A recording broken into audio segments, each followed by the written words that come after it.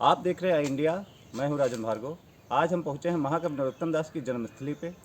आइए जानते हैं महाकवि नरोत्तम दास की जन्मस्थली का क्या हाल है, यहाँ पे क्या विकास कार्य हुए हैं और कुटी किस हालत पे है। आइए जान। अपनी काव्य रचनाओं के जरिए हिंदी को सर्वोच्च स्थान दिलाने वाले सुदामा चरित्र के रचयिता महाकवि नरोत्तम दास के जन्म स्थान बाड़ी को वो पहचान आज तक नहीं मिल सकी जो मिलनी चाहिए थी।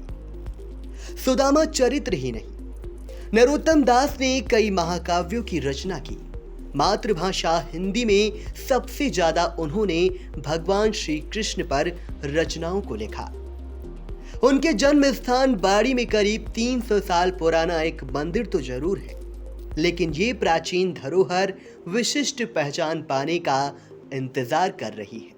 उनकी कुटी के पास एक कई एकड़ का तालाब भी है, जिस पर अवैध कब्जे से रकबा घटता जा रहा है।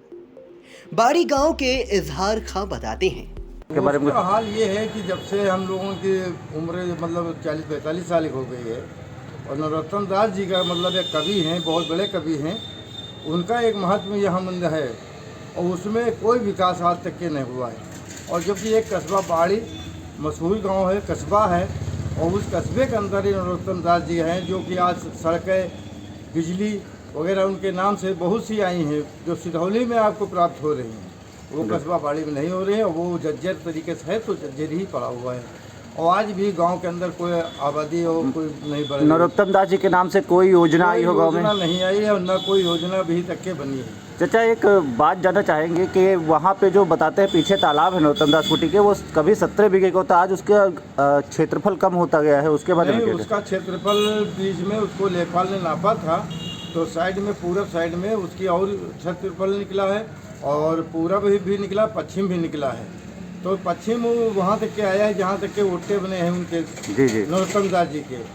फिर ये आपके दक्षिण साइड में है ज़मीन जो पड़ी हुई है, वो ग्राम सभा पंचायत की थी, उसमें खरियान वगैरह डालते थे, उस पर भी लोग कुछ नाजायज़ कब्जा कर लिया है, उसको भी बंद कर दिया।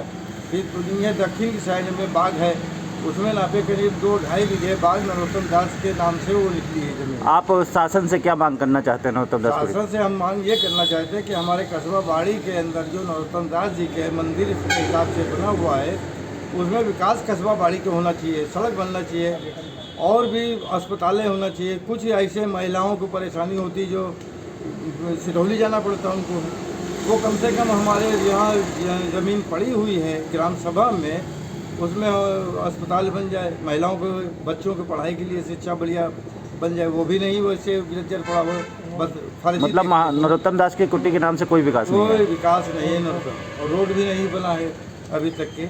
और जबकि नरोत्तम दास के वहाँ जाने के लिए रोड एक बार सिर्फ एक थोड़ा से काम बना, उसके बाद आज चौड़ा बंद है, जो जाने के लिए दिक्कत पड़ रही है। जो आज नरोत्तम दास के मंदिर पे जाने के लिए अगर कोशिश की जाए तो गाड़ी लेके 4 बजे नहीं पहुँच पाएंगे। इस तरीके की सड़क रोड बनी हुई है। हिंदी सभा सीतापुर के अवसर पर 30 नवंबर 1953 को महाकवि नरोत्तम दास की स्मृति में स्मारक का उद्घाटन आचार्य हजारी प्रसाद द्विवेदी ने किया था। जन्म स्थान पर यह शिलापट्टिका आज भी लगी है। इससे जाहिर होता है कि नरोत्तम दास की जन्मस्थली पर नामी ग्रामी कवियों, साहित्यकारों का आगमन होता रहा है। बाड़ी के लकी गुप्ता ने आई इंडिया को बताया। जी बिल्कुल पता है, वो बहुत महान कवि थे और उन्होंने महाकाव्य की रचना की है और कृष्ण जी के ऊपर काफ़ी कुछ लिखा है। मगर इतना होते हुए के बाद भी अभी तक ऐसा कुछ भी नहीं है कि वहाँ कोई ज़्यादा डेवलपमेंट किया गया हो या फिर बहुत अच्छा कुछ उसके लिए कुछ प्रसिद्ध उसको करने के लिए कुछ किया गया हो। उन्होंने कई महाकाव्य लिखे हैं, लगभग 300 साल पुराना मंदिर भी वहाँ भी स्थापित है जहाँ पे वो रह रहे हैं। नरोत्तम दास जी के नाम से कोई विकास कार्य या कुछ नहीं विकास कार्य, बल्कि नैमिष पास में है। अगर नैमिष से जोड़ कर देखा जाए तो नरोत्तम दास स्थली एक बहुत ही प्राचीन धरोहर मानी जा सकती है। 14 सितंबर को अभी हिंदी दिवस मनाया जाता है, उससे जोड़ के कुछ शासन को संदेश पहुंचाना चाहेंगे? बिल्कुल, हिंदी दिवस मनाया जाता है, वो अच्छी बात है, बनाना भी चाहिए। हिंदी हमारी राष्ट्रभाषा है और उन्होंने भी पहले तो हिंदी सभी जो भाषाएं हैं उनकी जन्मी संस्कृत को कहा जाता है, हिंदी भी संस्कृत से ही जन्मी है। तो इस हिसाब से संस्कृत में उन्होंने जिस हिसाब से बहुत मतलब लिखा है, उससे हिंदी को भी प्रोत्साहन मिला है। और उसको पढ़ने के लिए और उसको समझने के लिए लोगों से हम अपील करते हैं कि जो उन्होंने लिखा पढ़ें और यहाँ ज़्यादा से ज़्यादा आके उनको देखने की कोशिश करें और उनका जो भी इतिहास बाड़ी बहुत पुराना ग्राम है वहाँ से जुड़ें और उस स्थान से जुड़ के देखने की कोशिश करें कि उसके बारे में। राष्ट्रीय राजमार्ग 24 से मात्र 3 किलोमीटर दूर सिधौली मिश्रिक मार्ग पर स्थित महाकवि नरोत्तम दास की जन्मस्थली को पर्यटन विभाग भी कोई पहचान दिलाने में आगे नहीं आ रहा। कई साल पहले सिधौली रेलवे स्टेशन पर एक बोर्ड लगा था। उस बोर्ड पर नरोत्तम दास जन्मस्थली बाड़ी की दूरी को दर्शाया गया था। लखनऊ से मैलानी के बीच जब इस पूर्वोत्तर रेलवे की छोटी लाइन को बड़ी लाइन में परिवर्तित किया गया तो वो बोर्ड हटा दिया गया, जिसे बाद में आज तक नहीं लगाया जा सका। बाड़ी गांव के राजेश मिश्रा कहते हैं। जी हाँ, बहुत बता सकते हैं जी। नरोत्तम दास के विषय में तो हम जितनी जानकारी देंगे शायद आपको को और बता लेंगे, लेकिन जहाँ हम बैठे हुए हैं ये नरोत्तम दास की जन्मस्थली यहीं पैदा हुई, इनका मकान था। अब ये हमारे बाबा का ननिहाल है। विश्व में रहने वाले थे हमारे ग्रैंडफादर। जब नरोत्तम दास जी तो 15वीं सदी में थे।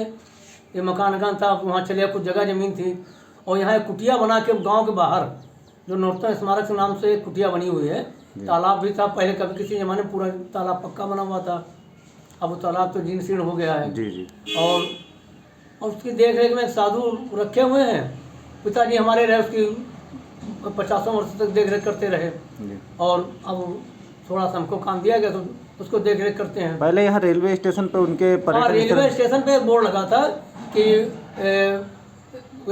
नरोत्तम जन्मस्थली 3 किलोमीटर बाड़ी में स्थित है। आज वो बोर्ड कहाँ है? आज वो बोर्ड गायब हो गया। अब रेलवे यहाँ बड़ी लाइन हो गई, वो बोर्ड भी गायब हो गया। नरोत्तम दास जी के नाम से कोई विकास या कुछ? कोई विकास यहाँ नहीं। विकास वाले लूट सिधौली या सीतापुर के नाम से कमेटी है, वो संस्थान बनाए हैं, यहाँ कुछ नहीं है। अभी जल्दी में पर्यटन विभाग के लोग आए थे देखने। पर्यटन विभाग के आए थे, बताया था कि यहाँ 48 लाख रुपए मंजूर हुआ है। यहाँ 1-2 कमरे बनवाए, थोड़ी दीवार बनवा दी है और वहाँ से सब ऐसे काम बंद पड़ा है, वहाँ कुछ हो ही नहीं रहा। और इस पे यहाँ आपके कस्बे में जो है अच्छे सरकारी अस्पताल जैसे है या सरकारी बिल्डिंगें हैं, उनके बारे में क्या वो भी? सरकारी आयुर्वेदिक चिकित्सालय है पुराना। किसी ज़माने में यहाँ पर प्राथमिक स्वास्थ्य केंद्र हुआ करता, बहुत पहले, आज से आज़ादी के पहले। जी। और ये और बहुत पहले सैकड़ों साल पहले बाड़ी जिला भी था और यहाँ पर जूनियर हाई स्कूल सबसे पुराना है। ये कस्बा बाड़ी जो है सबसे पुराना कस्बा जिले का है। जैसे महमूदाबाद, बिस्वा और बाड़ी ये और खैराबाद, ये 4 कस्बे थे जिले में, उसमें बाड़ी का पहला नंबर था। तो आज हम लोग सबसे पीछे हैं। मतलब आप लोगों को कोई विकास कुछ नहीं, मतलब आप लोगों को अपने हालात पे छोड़ दिया गया? हालात छूटे हैं, सड़कें जीर्ण शीर्ण हैं। देखिए चौराहे से नरोत्तम स्थली तक जाइए तो सड़कों में आदमी गिर जाए, गाड़ी बाइक आपकी गिर जाए। अगर बरसात है तो आपकी गाड़ी है तो आप पानी में चाहले में भर जाएं। बहुत हालत खराब है यहाँ की बाड़ी की है। बता दें, बाड़ी ग्राम पंचायत को जाने वाला मुख्य मार्ग काफी जर्जर है।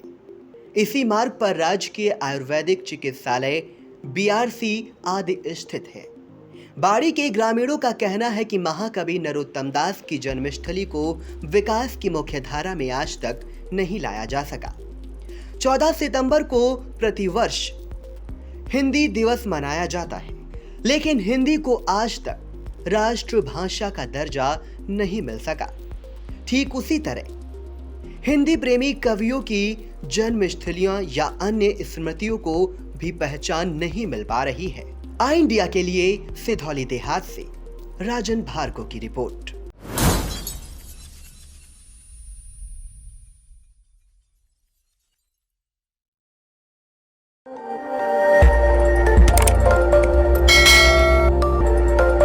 खबर आपकी, नजर हमारी। देखते रहिए आई इंडिया।